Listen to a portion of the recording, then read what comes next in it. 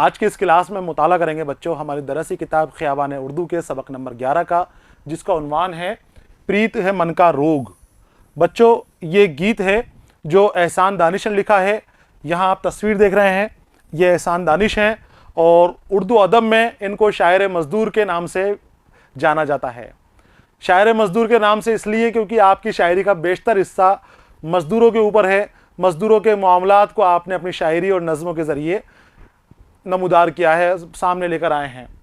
एहसान दानिश, मुआशी हालात आपकी ठीक नहीं थी, आपकी ज़िंदगी परेशानियों में भी थी, बहुत अच्छे हालात आपके घर के नहीं थे, तो वही हालात का आपकी ज़िंदगी में आपको मिली हुई परेशानियों का और आपके ज़ाती मामलात का असर आपकी शायरी के अंदर देखने को मिला है।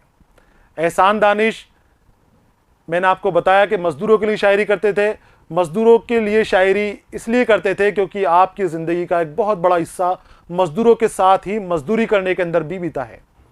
आपकी मुआशी हालात ठीक नहीं थे, आपके वालिद काजी थे, ख़ानदानी जागीरें आपके पास थी, लेकिन वक्त के साथ धीरे धीरे सारी जागीरें आपकी ख़त्म हो गईं और जागीरें ख़त्म होने के बाद एक दौर ऐसा भी आया कि आपके वालिद को मज़दूरी के लिए बाहर जाना पड़ा। वालिद मज़दूरी करते थे और आप इल्म हासिल करते थे, और कुछ वक्त बाद जब आपके वालिद की मज़दूरी से आपके घर का मुआशी ज़रूरियात पूरी नहीं होती थी तो आप भी मज़दूरी करने लग गए और इमारत साजी की मज़दूरी आपने की है। उन मज़दूरों के साथ आप रहे हैं। मज़दूरों के साथ रहने की वजह से उनको होने वाली दिक्कतें और परेशानियां आपकी नज़रों में थीं। आपने उन परेशानियों को लोगों के सामने लेकर आए, उन दिक्कतों को लेकर आए। तबकाती जो रुझानात हैं, जो तबकाती जो कशमकश हैं, वो भी आपकी नज़मों के अंदर जहाँ बजा नज़र आती है। और फैज़ अहमद फैज़ के आप हम असर शायर हैं।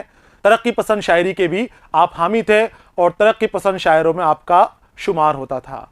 आज हम इन्हीं एहसान दानिश के हवाले से बात करेंगे। सबक को मैंने 3 हिस्सों में तकसीम किया है।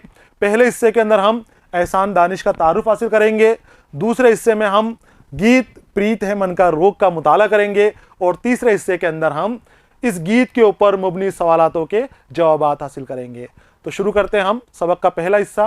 देखिए आप 1914 में आपकी विलादत हुई थी और 1982 में आपका इंतकाल हुआ था। 20वीं सदी के यानी 20वीं सदी जो चल रही है 1900 से लेकर और 2000 तक, जो इसके अंदर इसकी चौथी और 5वीं दहाई में आपका बहुत नाम था। यानी 1941 से और 1950 के आसपास के दौर के अंदर आपने बहुत नाम कमाया है। आपकी उरूज पर शायरी थी। एहसान दानिश उर्दू में शायर मज़दूर के लक़ब से जाने जाते हैं। शायर मज़दूर के नाम से आपको जाना जाता है। और शायर मज़दूर आपका लक़ब क्यों पड़ा वो मैंने आपको वजाहत कर दी इस बात की कि आपकी शायरी का बेशतर हिस्सा मज़दूरों के मामलों के ऊपर मुबनी है। मज़दूरों के मामलात को आपने ज़ाहिर किया है, सामने लेकर आए हैं, और जो छोटी छोटी चीज़ों की तरफ लोगों का ध्यान नहीं जाता है, जो नहीं देखते हैं हम मज़दूरों के हालात के बारे में, उन चीज़ों का आपने अपनी नज़मों के ज़रिए बाहर किया है, लोगों के सामने लेकर आए हैं। वो कांधला उत्तर प्रदेश के रहने वाले थे। उनके ख़ानदान की माली हालत बहुत ख़राब थी। एहसानुल हक दानिश नाम था आपका। अगर हम पूरे नाम की बात करें, काजी एहसानुल हक दानिश ये आपका नाम था और एहसानी आप तखल्लुस करते थे। काजी दानिश आपके वालिद थे और आपके वालिद के नाम को ही आपने बतौर तखल्लुस इस्तेमाल किया। माशी हालात जो है आपके ख़ानदान की ख़राब थी। मैंने आपको बताया कि काजी थे, ख़ानदानी रियासत भी थी, लेकिन अखराजात की वजह से धीरे धीरे आपकी जायदाद ख़त्म हो गई और जायदाद ख़त्म होने के बाद आपके वालिद को मज़दूरी के लिए जाना पड़ा। आप भी पूरी तरह से इल्म हासिल नहीं कर पाए। जगह जगह आपने मज़दूरी की, छोटी छोटी नौकरियां की, कई महकमों में आप चपरासी भी रहे। आपके वालिद भी बहुत छोटी छोटी नौकरी करके अपने घर की ज़रूरतें पूरी करने की कोशिश करते थे।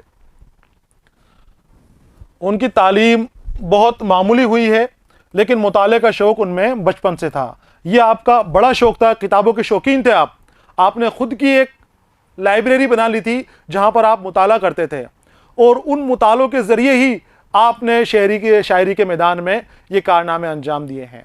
आपका कोई बानज़्म उस्ताद नहीं था। कुछ सलाह ले लेते थे, किसी से इस्लाह ले लेते थे, लेकिन उस्ताद आपका जो पूरी तरह से आपको तालीम दे शायरी की नहीं था। आपकी जो शायरी है वो आपने किताबों के ज़रिए ही सीखी है, आपने मुताले से ही उस शायरी को अपनी मजबूती दी है। वो दिन भर मेहनत मजदूरी करते थे और फुर्सत के औकात में शेर व अदब से मुताल्लिक़ किताबों का मुताला करते थे। दिन में मजदूरी करते थे और मजदूरी के बाद जो उनको वक्त मिलता था उस वक्त के अंदर वो उन किताबों का मुताला करते थे। और बहुत जल्द वो शेर भी कहने लगे, आवाज़ भी अच्छी पाई थी, इसलिए मुशायरों में बहुत जल्द मकबूल हो गए। अच्छी आवाज़ का बहुत बड़ा हिस्सा है आपको मशहूर करने में, क्योंकि शायरी जब आप लिखते थे तो आपने महफिलों में जाना शुरू किया, अपने शेर सुनाने किए, तो आपकी आवाज़ में जो कशिश थी, जो नयापन आपकी आवाज़ में था, वो लोगों को पसंद आया और इसकी वजह से आप मशहूर हो गए, बहुत जल्दी मकबूल हो गए लोगों के अंदर।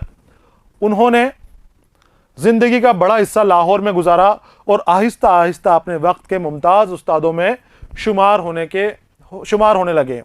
उन्होंने किताबों की एक दुकान खोल ली थी, उससे मुआश भी हासिल करते थे और वहीं अपना मुताले का शौक़ भी पूरा कर लेते थे।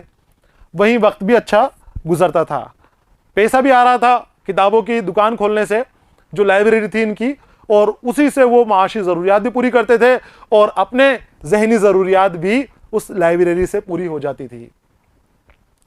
एहसान दानिश की नज़मों में गरीब तबकों की ज़िंदगी का अक्स नुमाया है।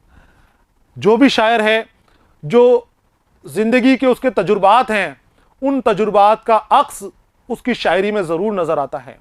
एहसान दानिश का तजुर्बा मज़दूरों के साथ है, गरीब तबके के लोगों के साथ आप रहे।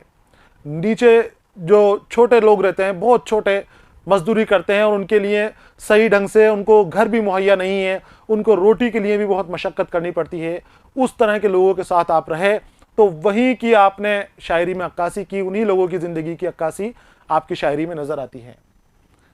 तो मजदूरों पर आपकी बहुत सारी नज़में हैं।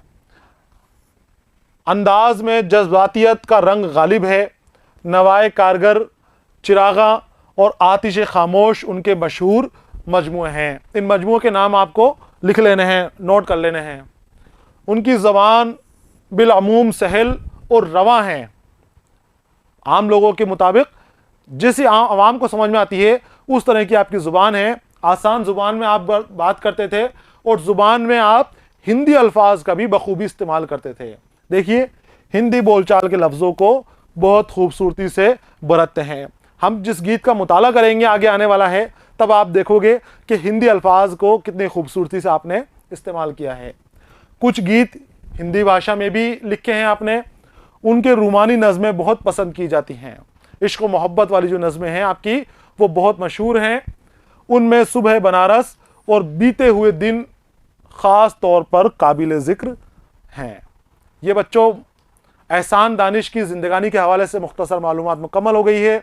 हमने एहसान दानिश की ज़िंदगी के हवाले से और तर्ज तहरीर की खसूसियात और उनके कलाम के मजमूए जो शाये हुए हैं उनके हवाले से बात की है। यहाँ पर बच्चों सबक का पहला हिस्सा मुकम्मल हो गया है। अगले हिस्से के अंदर जहाँ हम गीत का मुताला करने वाले हैं, आपके साथ फिर हाजिर रहूँगा। तब तक के लिए इजाज़त दीजिए। पढ़ते रहिए, खुश रहिए। अलविदा।